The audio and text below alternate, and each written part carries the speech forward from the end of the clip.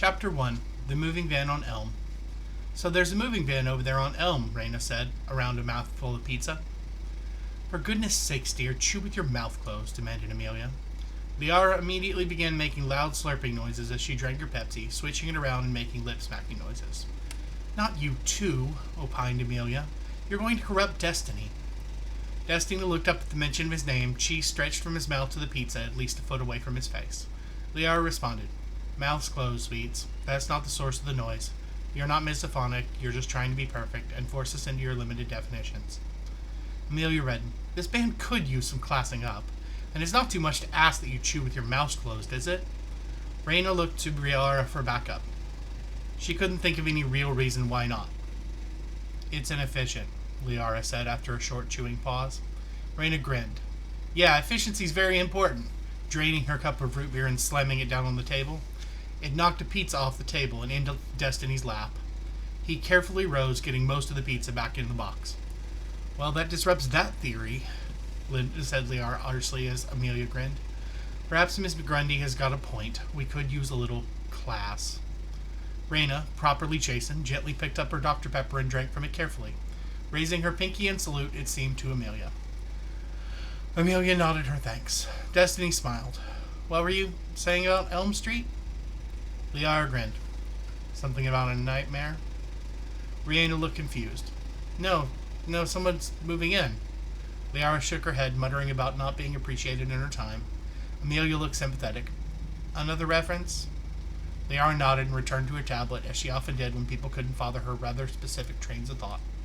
Only the soothing statistics displayed upon it could soothe her angst at never being understood. Destiny looked hopeful. Anyone interesting?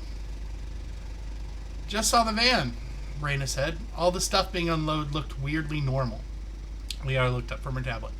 How can something be weirdly normal? Amelia smiled indulgently. The tragedy of your vocabulary. Could you be more specific, Raina, dear? Raina smiled back, but hers contained a bit of malice.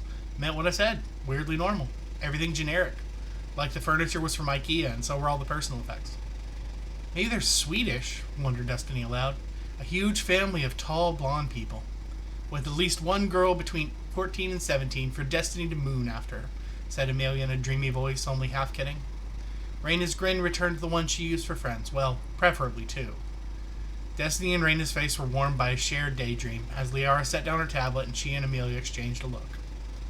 Is there a single shred of evidence that these people are a family of Swedish migrants fresh to our shores from Malmö, Helsingborg, Gothenburg, or Stockholm? The two looked crestfallen. Their dreams of Swedish hotties crashed on the rocks of reality. They sat in silence for a few moments until Liara countered. Is there any evidence that this family is not a Swedish family of Swedish migrants from Elmo, Helsingborg, Gothenburg, or Stockholm?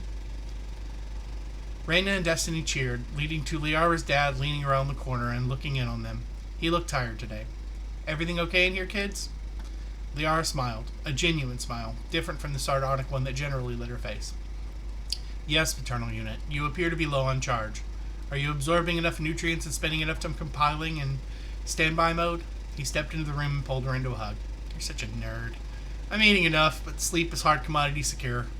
Your mom is working with Korea on the animation side, and I have to be ready for negotiations and qualifications on this side. So personal care is not high on the priorities.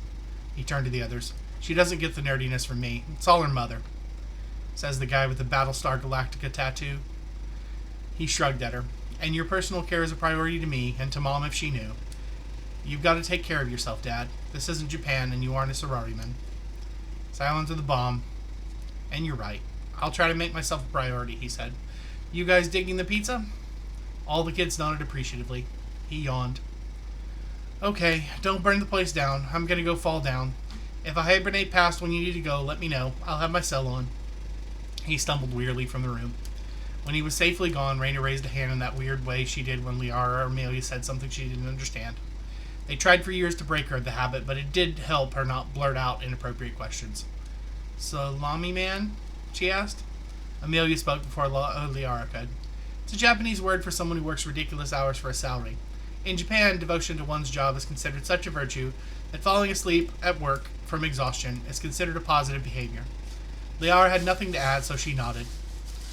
My grandpa was one, and he died pretty young from all the stress, but he left us enough for all this. She gestured around the small environs festooned with wires and electronics. The Reynolds family fortune, and I, its adventuring scion. She gestured at the band, and you, my faithful servants, because of your inferior races and intellects, must obey my commands, walk before me to detect traps, and be victim of my feminine wiles. She wriggled her eyebrows in such a suggestive way, and in a way that was so unlike her, that before long all four were rolling on the ground laughing.